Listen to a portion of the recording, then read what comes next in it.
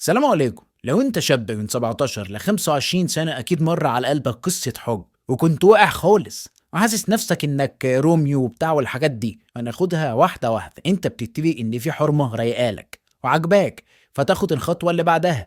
تبتدي ايه؟ تحاول تلمح لها، تدور على طريقة تكلمها بيها، ولما تبلغ المراد لو انك عايز تكلمها هي بتبقى ان هي وافقت تكلمك اصلا. ده ما فيهاش جدال. تعاول بقى وانت بتكلمها تبين ان مفيش اتنين عشان تعجبها وتطلع كل قدراتك التمثيليه قدامها، وهي برضه بيبقى كده، وانت بيبقى فيك كل العبر وهي فيها كل العبر. انتوا بتبقى زي بعض، تبقوا على المسرح. انت بتمثل عشان تعجبها وهي بتمثل عشان تعجبك، وكل ده في الاول. هديك مثال. انت بتبقى عايز تبان قدامها انك عمك سيوده اللي هو انا طبعا، وهي عايزه تبان قدامك ان هي ام مشاهد.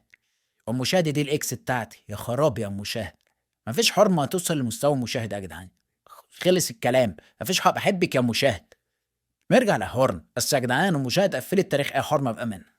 فبعد المسرحيه اللي انتوا بتعملوها على بعض دي وكل واحد يعيش دور الملاك على التاني، بتحصل الصدمه بقى. على راي كروان مشاكل، اول مشكله بتحصل بينكم تقول لها انا ما كنتش متخيل انك تبقي وحشه كده، وهي تقول لك كده برضه، وانتوا الاتنين مع اتكشفت قدام بعض من الاخر. وتيجي مرحله اسمها الخصام المؤلم.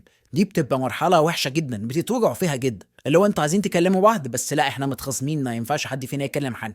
هي مستنياك انك تصالحها وانت مستنيها ان هي تصالحها. انتوا مش عايزين تبعدوا عن بعض بس في نفس الوقت انتوا بعاد، اللي هو من الاخر انتوا بتتشرطوا على بعض يعني. وتقعدوا تتعلقوا على بعض عشان ايه؟ على اساس انك تشوف غلاوتك عندها وهي تشوف غلاوتها عندك، والكلام اللهبل ده. فتتصالحوا وتتخاصموا، تتصالحوا وتتخاصموا لحد ما توصل لحته سد بقى. فتقول لها مش هينفع نكمل مع بعض، وهي تقول لك لا انا عايزاك، او هي تقول لك مش هينفع وانت تقول لها لا انا عايزك. فانت لما تقول لها مش هينفع نكمل مع بعض وبتاع، انت ما بتبقاش عامل عليها اصلا ان انتوا لما تكملوا مع بعض وتسيبوا بعض تاني هي تتواجه. لا، انت ما بتبقاش عامل على كده. انت بتبقى عايز تظبط التانية اصلا، فبتفكس لدي. ما انت عيل. ففي الاخر بتسيبوا بعض وهي بتوجعك وانت بتوجعها، وحاجات بتبقى سيئه جدا بتحصل في هذه العلاقه السيئه جدا.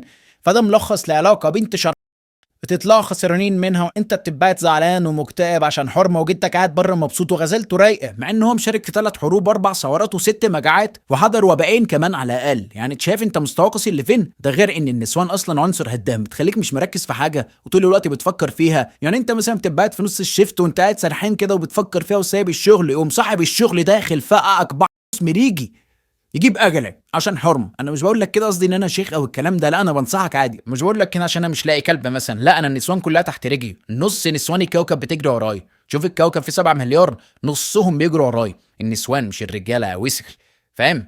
بس انا اللي كارف. فانت ركز في حالك واهلك ومستقبلك، اعمل حاجه لنفسك تفرح بيها اهلك وعيالك ان شاء الله. ودي كانت حلقه جديده من سيدة الحكيمه، اتمنى ان كان عجبتك. لو ما شفتش الحلقات اللي فاتت روح شوفها وخد لك لفه في القناه تتبسط.